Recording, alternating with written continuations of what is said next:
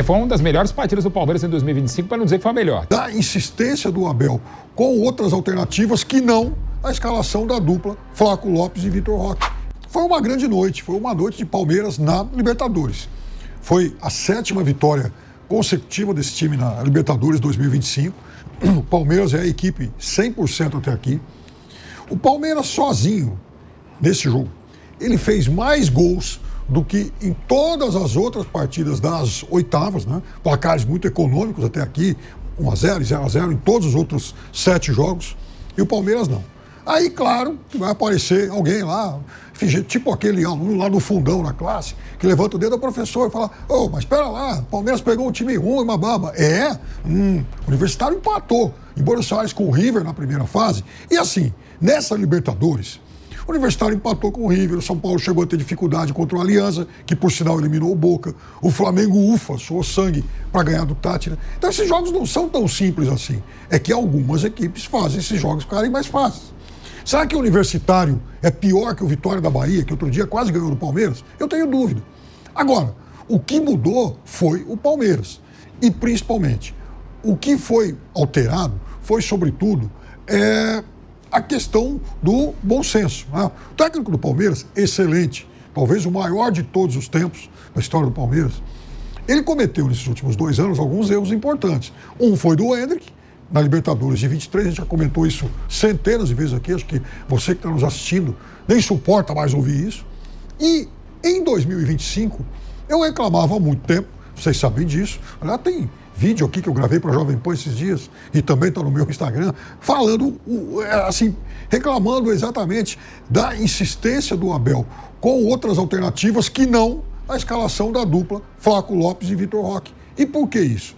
Porque são jogadores de estilos complementares. E o Palmeiras vinha jogando muito feio, à base de chuveirinho, com pouca bola no chão, e isolando esse atacante.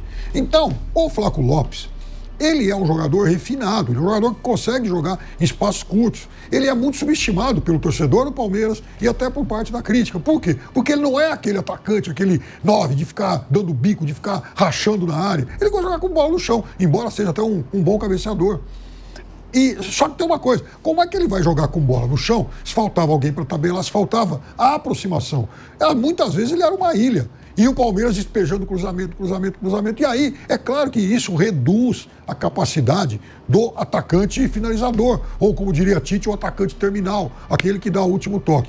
Com o Vitor Roque é a mesma coisa. E pior, o Vitor Roque ainda é um jogador afobado, o jogador precisa ser mais trabalhado, de imenso potencial, né? Não dá para ficar queimando a reputação do garoto, porque realmente ele vinha mal. Só que não é difícil enxergar muitas qualidades nele, mas é um jogador que vai ter que ser trabalhado. Ora, ele, com a força física que tem, com a valentia, porque ele é um jogador aguerrido, um jogador que, né, briga por todas as bolas, ele pode ser aproveitado saindo mais da área. Ou então, ele mais à frente e o Flaco funcionando quase como um meia, até porque ele consegue passar a bola melhor do que todos os outros meios do Palmeiras. O Flaco Lopes, ele tem melhor passe que o Maurício, que o Veiga versão 25, que o Felipe Anderson. Então é uma dupla que tem tudo para se completar. Vamos esquecer uma coisa, na verdade o 3º jogo em sequência que a dupla funciona bem, porque foi assim quando o Palmeiras perdia para o Vitória por 2-0, foi na virada contra o Ceará e foi hoje. Então, o erro foi realmente na demora de escalar esses 2 jogadores juntos. E contra o Corinthians a gente reclamou disso. Então o que aconteceu contra o Vitória, o que ocorreu contra o Ceará e hoje não é mera coincidência. Foi uma das melhores partidas do Palmeiras em 2025, para não dizer que foi a melhor. Teve um jogo com o Botafogo também na Copa do Mundo de Clubes, o Botafogo é outra coisa, a Copa do Mundo de Clubes também foi para a prorrogação, o Palmeiras merecidamente passou pelo fogão. Mas hoje, desde o início, um pênalti com 3 minutos, a jogada bem trabalhada, o Palmeiras faz 2-0 com 11, vai fazer 3-0 com 29, fica com o jogador a mais aos 7 da segunda etapa, faz 4 e se precisasse fazer 5 ou 6, teria feito, pela qualidade do Palmeiras, pela falta de qualidade, sobretudo defensiva da equipe peruana, mas são 2 coisas que não são excludentes. O Universitário mostrou sua fragilidade, embora não perdesse havia 12 jogos, e o Palmeiras mostrou sua força hoje, sobretudo fora de casa. É o melhor visitante da história da Libertadores desde 1960. Nenhum time ganha tantos jogos e faz tantos gols quanto o Palmeiras, na média, por óbvio. Inclusive, o Palmeiras, falando em tantos gols, iguala um recorde do River Plate. O River Plate tem 400 e tantos jogos, acho que 409, o Palmeiras tem 246, algo parecido em Libertadores, mas o Palmeiras chega à sua goleada de número 50 na Libertadores, goleada a partir do critério de 3 gols de diferença. 3-0, 4-1 já é goleada, para muitos, né, enfim. Mas um 4-0 brilhante, como foi hoje em Lima, é a partida de número 50 do Palmeiras em Libertadores fazendo isso. Pela média, é o time que, na média, mais goleia e é também o time mais goleador da história da competição desde 1960. Se você pegar os 10 maiores ataques, em média, porque é difícil, né?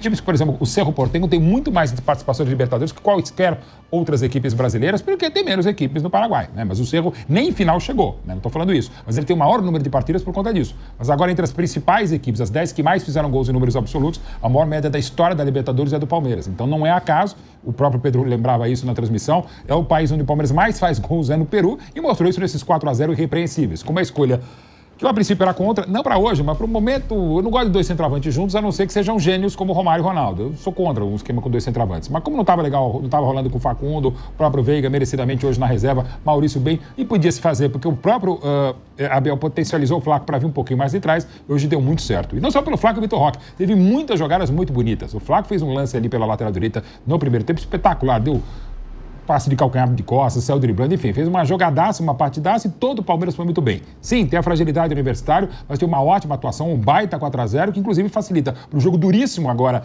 no início do retorno contra o Botafogo no Newton Santos, e para a volta quinta-feira pode jogar sócio torcedor, o Anderson, a Leila, eu, minha mãe, Dona Lucila, pode entrar qualquer um, com todo respeito, já desrespeitando bastante o Universitário, mas respeitando a lógica do futebol do jogo. O Palmeiras foi muito bem hoje no Peru, como há muito, ainda hoje, né?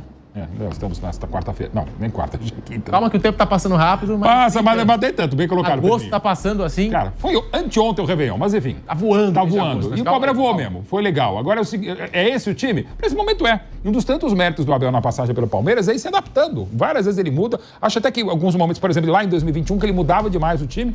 Agora tá forçando, tá tentando ser um pouquinho mais insistente, persistente, resiliente, ou teimoso, né?